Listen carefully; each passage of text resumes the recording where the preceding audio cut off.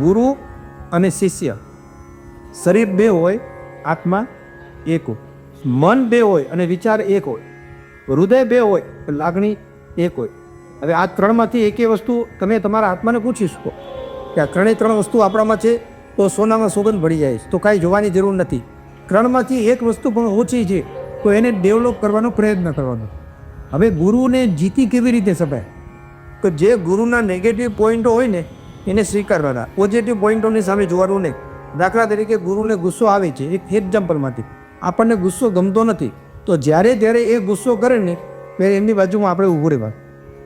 આખો ગુસ્સો થઈ જાય પછી પાછું ગુરુજીને પૂછવાનો, હજી કાંઈ તમારે કહેવાનું હોય તો મારું મન શાંત. પણ ગુસ્સો વધે એવી રીતે નહીં કહેવાનું. ઘણા લોકો કટાક્ષમાં કહે, કટાક્ષમાં નહીં કહેવાનું, પ્રેમથી કહેવાનું અને સહર્ષ કહેવાનું. 2-3 વખત કીધા પછી પાછું હજી ગુરુના હૃદયમાં કંઈ ભરાયેલું હોય ને તો પાણી લાવી અને આપવાના. ગુરુજી કદાચ તમે ખાર લાગી ગઈ, તમારે પછી પાણી આપવાનું. પાણી પી લે ને પછી શાંતિથી તમારે બધું જ સાંભળી લેવાનું. પછી ગુરુ પૂછે કે કાંઈ કેમ જવાબ નહીં. યોગ્ય સમયે આપને જવાબ આપીશ અને કદાચ આપને અત્યારે સાંભળવાની ન કરતા હોય તો હું કહી દઉં. એમ કરી અને તમારે સ્પષ્ટતા કરવાની. હકીકતમાં ગુરુનો જે દિવસે તમે દિલ જીતી લીધું ને એ દિવસે દુનિયા જીતવાની જરૂર નહીં પડે. દુનિયા ઓટોમેટિકલી તમારા ચરણોમાં જ હશે. વિજય પ્રાપ્ત કરવા માટે ભણવાની જરૂર નથી. દુનિયા ઉપર રાજ કરવા માટે યુદ્ધ કરવાની જરૂર નથી. જે લોકો દુનિયા ઉપર રાજ કરવા માટે યુદ્ધ કરે છે ને એ રાજા બને છે અને એ સોનાના સિંહાસન ઉપર બેસે છે. પણ જે લોકો દુનિયા ઉપર રાજ કરવા માટે પોતાની લાગણીનો પ્રવાહ ખુલ્લો મૂકી દે છે ને એ હૃદયરૂપી આસન ઉપર બેસે છે. અને એને એક પણ શસ્ત્ર ઉઠાવવું પડતું નથી, એક પણ શાસ્ત્ર એને સમજવું નથી પડતું.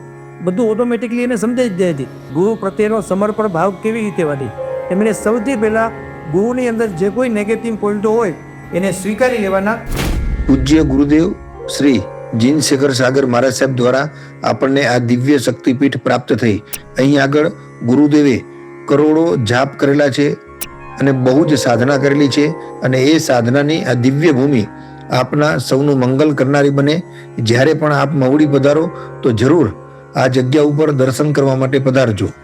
આ રોર દિનેશભાઈને ખૂબ આશીર્વાદ આપવામાં આવે છે કે એ 24નું જે પણ દાદાનું સ્થાન હતું એ હવે આપને સુબોધ કરવામાં આવે છે અને દાદાની ખૂબ સહાયથી આપણા બધા જ કાર્ય પરિપૂર્ણ રીતે પૂર્ણ થાય એવી ખૂબ અભિલાષ રાખતે માટે બસ આપને આશીર્વાદ સદાયના કરાતો આપણે એક દિન મારી ખૂબ ખૂબ સરસ આશીર્વાદ છે.